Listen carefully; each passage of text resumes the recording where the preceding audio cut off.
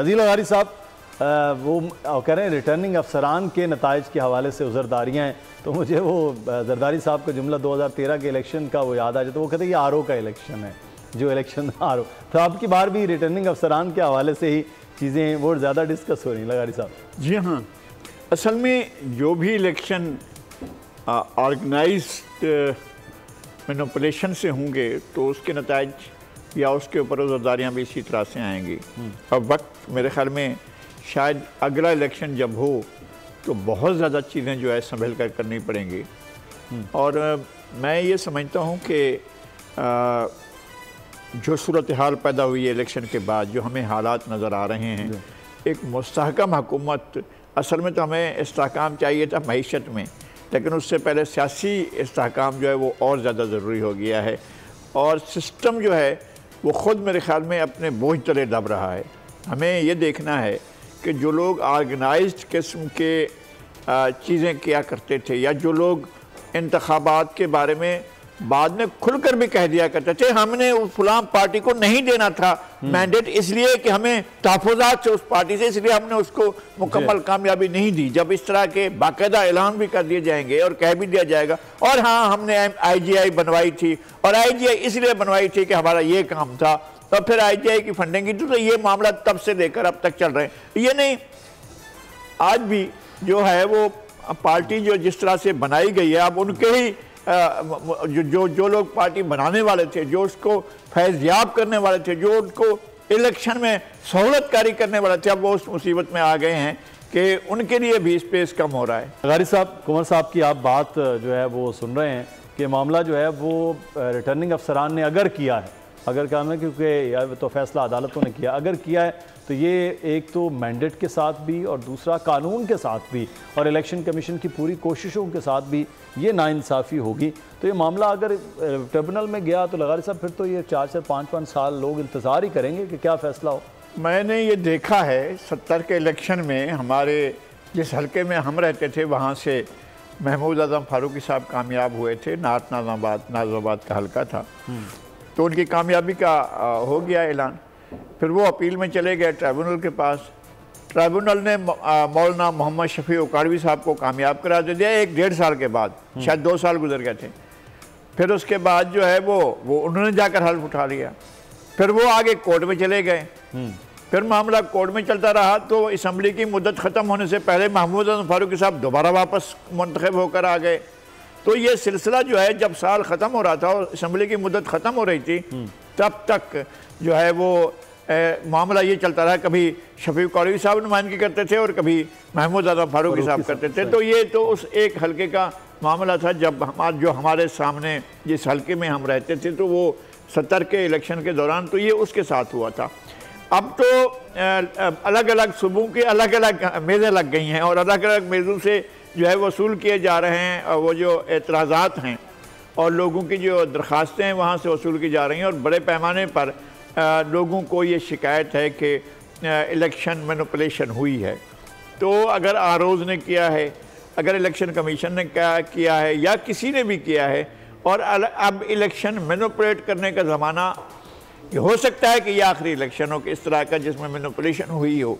लेकिन अगर वो इदारे, वो अफराद, वो लोग जो हमेशा इस सारे सूरत हाल के ज़िम्मेदार होते हैं, वो अब भी इस काम में मुलविस रहे और आइंदा भी कौम का मैंडेट जो है वो इस तरह से लिया जाता रहा, तो मेरे ख़्याल में बड़े सवालात पैदा हो जाएंगे। रियासत को बहतौर रियासत आगे बढ़ना है तो इस काम को रोकना होगा। और सबसे पहली बात यह है कि लाडलों को पालने और लाडलों को जो है पनीरियाँ लगाने और उनको गमलों में डालने का सिलसिला बंद करना होगा। जब भी आप मुश्किल में आते हैं, आपके लाडले आपको मुश्किल में लाते हैं, और फिर उसके बाद आपके लिए रास्ता ये होता है कि आप पनाह लेने के लिए इधर उधर रास्ते तलाश करते हैं। अब बिल्कुल ऐसे गंभीर सूरत हाल हो गई है, और एक लाडले के लिए दूसरे लाडले को आपको ऐसी सूरत हाल में जाकर वो आपको ले गए हैं कि जनाब अब आपके लिए न जाए मानदन न पाए रफ्तन। तो इस तरह की सूरत हाल पैदा हो गए, ना इधर देख पा रहे हैं। सब अवाम ही लाडले होने चाहिए रियासतों के नज़दीक, तो फिर थी मामला जो हैं। मसला ये है कि आज चीफ जस्टिस साहब ने ऐलान किया है कि जनाब फलां इदारे का काम तो यह है कि वो अपने दायरा कार तक महदूद रहे। जी, तो इदारों का तसलसल भी होता है। इदारे अगर अफराद बन जाएं तो फिर वो इदारे नहीं रहते हैं। ये पार्लियामेंट रहे ना, पार्लियामेंट वो आसिफ अली जरदारी, नवाज शरीफ और इमरान खान क्यों बनती है? पार्लियामेंट तो पार्लियामेंट है ना। बिल्कुल। और सुप्रीम कोर्ट है, वो जो है वो आसिफ सईद खोसा ना बने ना, वो जो है वो अपना साकिब निसार ना बने, वो चौधरी साहब इफ्तिखार मोहम्मद चौधरी ना बने, और वो इस तरह से जस्टिस गुलजार ना बने। वो अदालत रहे, सुप्रीम कोर्ट रहे, पाकिस्तान के तमाम लोगों के लिए इदारे अपने तौर पर रहें। इसी तरह से हमारे सिक्योरिटी इदारे, वो हमारे सिक्योरिटी इदारे हैं ना, उनका ये कोई काम नहीं है कि वो इंतजामी मामला, सर्विसेज तो सर्विसेज है ना, ये इदारे नहीं है। मैं फिर इसको क्लियर करता हूँ, ये जो ब्यूरोक्रेसी है, सिविलियन ब्यूरोक्रेसी, यानी एक चीफ सेक्रेटरी तक और सेक्रेटरी एस्टेब्लिशमेंट तक, और इधर जो है वो फौज में एक सिपाही से लेकर जनरल तक सारे के सारे सर्विसेज हैं। इंस्टीट्यूशन तो सिर्फ 3 ही है ना आपके पास, मुकन्ना और अदलिया और उसके अलावा पार्लियामेंट, तो और इंतजामिया, ये 3 आपके पास इदारे हैं। लूला जंगला एक इदारा जिसको सतून कहा जाता है, वो मीडिया है। अब मीडिया की वो सूरत हाल नहीं है, मीडिया तो सोशल मीडिया के हाथ में यरगुमार हो चुका है, तो ये सूरत हाल बदल गई है। मैं समझता हूँ कि दुनिया आगे बढ़ रही है, हम आगे बढ़ रहे हैं, अपने अपने दायरे में सबको रहना है। जिस चीज़ में सलामत रहना है वो पाकिस्तान है और पाकिस्तान के अवाम है। पाकिस्तान के अवाम दुखों में, परेशानियों में, हर हालत में वो जिंदा सलामत रहेंगे, आगे बढ़ते रहेंगे, वो उनके रास्तों में रुकावट नहीं होनी चाहिए। लगारी साहब, इसमें अब सियासी जो लीडरशिप है उसकी बड़ी जिम्मेदारियां आ गई हैं, तो सियासी लीडरशिप की जिम्मेदारियों में अगर हम लगारी साहब बात करें तो इंतखाबी नताइज के हवाले से ये कहा गया कि हम मुस्तरद करते हैं हुकूमत का हिस्सा ना शहबाज हुकूमत को वोट देंगे। अपोजिशन में बैठे हैं नवाज शरीफ को भी उन्होंने ये कहा है। मौलाना फजल-उर-रहमान साहब हुकूमत का हिस्सा भी थे, इलेक्शन से पहले भी बड़े अच्छे मामलात मुस्लिम लीग नून के साथ, बल्कि मुस्लिम लीग नून के साथ ही उनके अच्छे मामलात थे। अब ये इस किस्म के चीज़ें होना, ये बड़ा अजीब बात नहीं हो रही है कि एक तरफ बिलावल भुट्टो कह रहे हैं कि वोट देंगे हुकूमत में नहीं होंगे, मौलाना फजल-उर-रहमान कहते हैं ना वोट देंगे ना हुकूमत में होंगे। ऐसा क्यों हो रहा है कि शहबाज शरीफ साहब को वोट ही नहीं देना चाह रहे? एक तो ये है कि जहाँ तक हमने मशवरा दिया है अपने सोशल मीडिया के ज़रिए, वो ये है कि आप हुकूमत को ज़रूर सपोर्ट करें, लेकिन उनको फ्री हैंड दे, उनके अंदर अपने काबीना के अफराद शामिल न करें। हमने पीपल्स पार्टी के लिए मशवरा दिया था और सोशल मीडिया पर दिया था, खुला मशवरा था कि आपका उससे भी ज़्यादा मशवरा मौलाना ने मान लिया, वो कह रहे वोट भी नहीं देंगे। नहीं, वो खैर उनकी अपनी मर्जी है। मेरा ये कहना है कि आपको एक हुकूमत तो बनानी है। अगर इस सूरत हाल में ये है, अगर पाकिस्तान पीपल्स पार्टी चाहे तो वो आज़ाद अरकान का ग्रुप जो अभी अपनी शनाख्त के बारे में तय कर रहा है कि उसने कौन सी शनाख्त अख्तियार करनी है, अगर उसके साथ उनको सहूलत हो वहाँ बना लें, अगर पाकिस्तान मुस्लिम लीग के साथ सहूलत हो वहाँ बना लें, कोई और सूरत हो सकती है तो बना लें, लेकिन और कोई सूरत है नहीं। सूरत यह है कि आपके पास वो PTI का ये मौक़िफ़ हमेशा रहा है कि वो आपके साथ बात नहीं करेंगे, तो नहीं करेंगे तो आपके साथ बात करने के लिए या आपके साथ बैठने के लिए मियाँ नवाज शरीफ या उनकी मुस्लिम लीग वही है। तो आप वजारत न लें, उनको फ्री हैंड दें कि जनाब आप काम करें। और जरदारी साहब ने जिस दिन नवाज शरीफ वज़ीर आज़म बने थे 2013 के इलेक्शन के नतीजे में, उस वक्त जरदारी साहब को उन्होंने दावत दी थी ऐवान वज़ीर आज़म में। ऐवान वज़ीर आज़म में बहुत से लोग थे, हमारे इंतहाई मोहतरम जो एहतशामुल हक साहब हैं ये भी वहाँ मौजूद थे, मैं भी वहाँ मौजूद था, 2-3 और भी सहाफ़ी मौजूद थे, मेरे ज़्यादा नहीं थे सहाफ़ी, वहाँ नहीं थे, हम 2-4 सहाफ़ी थे वहाँ पर। तो उस दावत में जरदारी साहब ने कहा था कि हम अपोजिशन में आ गए, आप हुकूमत में चले गए हैं, अब हम आपको ये कहते हैं कि हम 4 साल तक आपके किसी काम पर उंगली उठाएंगे, आपको फुल मौका देंगे कि आप काम करें। 5वें साल जो है वो फिर हम आपसे सवाल करेंगे कि आपकी कारकर्दगी क्या रही है। आप बिल्कुल ऐसा होना चाहिए कि आप अपोजिशन में ना बैठें, आप हुकूमत की उसके सपोर्ट करें, उस हर कानून को जो वो बनाना चाहते हैं आप सपोर्ट करें, वजारतों में ना जाएं, बिल्कुल ना जाएं वजारत में। लेकिन लगारी साहब देखें ना, आईनी ओहदे तो फिर भी पाकिस्तान पीपल्स पार्टी कह रही है, वो सदर ममलिकत का ओहदा, वो सेनेट चेयरमैन का ओहदा, वो कौमी असम्बली के स्पीकर का ओहदा, आईनी ओहदे तो फिर भी वो चाह रहे हैं कि वो हों। अच्छा, मेरे ख्याल है कि आईनी ओहदे हुकूमत नहीं होती है ना, नहीं हुकूमत का मतलब हुकूमत होती है, आईनी ओहदे हुकूमत नहीं होते हैं। आईनी ओहदे कोई फैसला कुन मरहले में नहीं होते हैं, बिजनेस चलाता है हाउस का। ये ज़्यादा बेहतर होगा कि हुकूमत अगर एक के हाथ पे और बिजनेस चलाने की जिम्मेदारी अगर दूसरे पार्टी के पास है तो वो हुकूमत डिक्टेट इस तरह से नहीं कर सकेगी कि अपना डिसिप्लिन का आदमी है वो साथ रहेगा।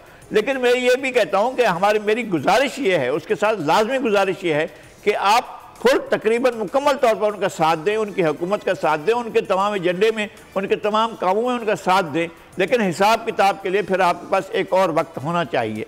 तो ये ज़रूरी नहीं है कि वजारत में जाएँ, वजारत में जाना ज़रूरी नहीं है, और फिर लीडरशिप को तो बिल्कुल नहीं जाना चाहिए। मैं उस वक्त भी इस बात के हक़ में नहीं था, मैं समझता था, मैंने अपनी राय दी थी कि जनाब आप बिलावल साहब को नहीं जाना चाहिए था बतौर वज़ीर ख़ारजा। बतौर वज़ीर ख़ारजा हिना रब्बानी खर का पहले भी तजर्बा था, उन्हीं को वो कर देते, और इस मरतबा भी उन्हें वजारत लगारी साहब, आप कह रहे हैं लीडरशिप को जो है वो वजारत में नहीं जाना। एक और लीडर ने ये बात सुन ली है, वो वजारत में नहीं आ रहे, वो मियाँ नवाज़ शरीफ। हमने तो अखबारात में उनके वज़ीर आज़म के इश्तिहारात भी छपे देख लिए 2 दिन पहले कि वज़ीर आज़म मियाँ नवाज़ शरीफ कौम ने फ़ैसला कर लिया। लेकिन जब कौम ने फ़ैसला कर लिया और उनके पास नंबर गेम भी आ गई, पाकिस्तान पीपल्स पार्टी की सूरत में एक बड़ी जमात ने उन्हें सपोर्ट कर लिया, आज़ाद उम्मीदवार, बाकी जमातें भी MQM और बलूचिस्तान से भी आज़ाद जो उम्मीदवारान हैं, जो जमातें हैं, तो फिर मियाँ नवाज़ शरीफ वज़ारत उज़्मा पर क्यों नहीं आपके ख्याल में आए? मेरा ख्याल है कि ये मुनासिब नहीं था, और वजह का उन्हें मालूम होगा और वजह आप भी जानते हैं। वो एक दिन पहले ये कह रहे थे कि मुझे कम अज़ कम सिंपल मेजॉरिटी तो दे दी जाए। इलेक्शन वाले दिन सुबह वोट डालते हुए वही मैं अर्ज कर रहा हूँ, ये कह रहे थे कि सिंपल मेजॉरिटी नहीं आई। अब आपको जो है हुकूमत बनाने के लिए आपको किसी का साथ चाहिए, साथ देने वाले आपका साथ देने को तैयार हैं, तो आप आए, बिस्मिल्लाह करें और पाकिस्तान के वज़ीर आज़म बने। देखें, असल बात तो वही होता है, असल इम्तिहान उस वक्त होता है जब आपके पास महदूद ज़राए हों और आपको उसके अंदर से डिलीवर करना हो। इसमें डिलीवर करना है आपने, और पाकिस्तान किस बहरान का शिकार है, मौशी बहरान आपके सर पर है, आपने IMF के पास जाना है, आपको IMF से फौरी तौर पर $6 अरब का करना है इंतज़ाम। अगर आप नहीं करते हैं तो फिर आगे वो डिफ़ॉल्ट का ख़तरा जो है वो सर पर खड़ा हुआ है, और वो तमाम अफराद, लोग, इदारे और सर्विसेज सब देखें कि पाकिस्तान किस तरफ को जा रहा है। फिर उसके बाद अपनी अपनी फरमाइशें ले आए कि जनाब ये हमारी फरमाइश भी पूरी होनी चाहिए, ये भी पूरी होनी चाहिए। लेकिन सर पहले तो ये है कि आपका मुल्क डिफ़ॉल्ट तो ना करे ना, कम अज़ कम। अगर इस तरफ जा रहा है तो फिर आप सब मिलकर पहले पाकिस्तान को बहरान से निकालें, और फिर ये इस सारी सूरत हाल में इस बहरान का सबब यह है कि आप पाकिस्तान के कोर जो वसाइल हैं, जो पाकिस्तान के अपने कुदरत ने जो कुछ अता किया है, आप उसको सही एक्सप्लोर नहीं करते, पाकिस्तान के मैन पावर को सही इस्तेमाल नहीं करते, पाकिस्तान के लोगों को आप स्पेस नहीं देते हैं। अगर उनको स्पेस देंगे तो बहुत कुछ हो सकता है। ये क्या हुआ गैर मुल्क के सौदे करते हो, जब आप IPPs के सौदे कर रहे थे और जो कुछ आप ले रहे थे और जो कुछ आप डील करते, आपको पता नहीं था कि ये आपके मुल्क का मामला है। अपने ज़ाती बिजनेस में आप लोग ऐसा करेंगे? नहीं करेंगे। आपने ये किए, इतने सौदे किए कि आप चले न चले आपका मीटर चलता रहेगा, तो ये कैसे हो सकता है? सर ये तो बड़ा इंपॉर्टेंट है। चलें सब्सक्राइब करें और बेल दबाएं ताकि कोई खबर रह न जाए।